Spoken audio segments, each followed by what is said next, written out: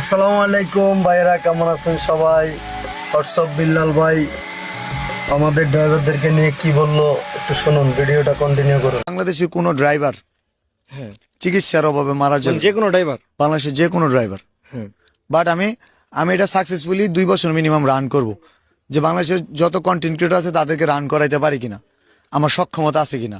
আমি মিনিমাম 2 বছর বাংলাদেশের যত কন্টেন্ট ক্রিয়েটর আছে অসুস্থ হলে চিকিৎসার যদি খরচ তার পরিবার গ্রহণ না করতে পারে, তার ক্যাপাবিলিটি নাই, তার জন্য আমি পারতেছি কিনা, আমি এটা 2 বছর কাজ করব। আমি যখন 2 বছর পারবো, পরবর্তীতে আমি এই কাজটা নিব। বাংলাদেশের কোনো ড্রাইভার, সেটা বাস ড্রাইভার হোক, ট্রাক ড্রাইভার হোক, মানে পেশাদার, তার কোনো একটা লাইসেন্স আছে, জাস্ট ও অসুস্থ, ও লাইসেন্স পাইছে কালকে, সে অসুস্থ, তার ফ্যামিলি প্রবলেম, 10 লাখ কেন 10 কোটি লাগবে, যেভাবে হোক ম্যানেজ করে দিব। আচ্ছা, মূলত আপনি And পারবো এই কারণেই, কারণ এই কথাটাও বলতে পারে নাই কেউ বাংলাদেশ আজ পর্যন্ত।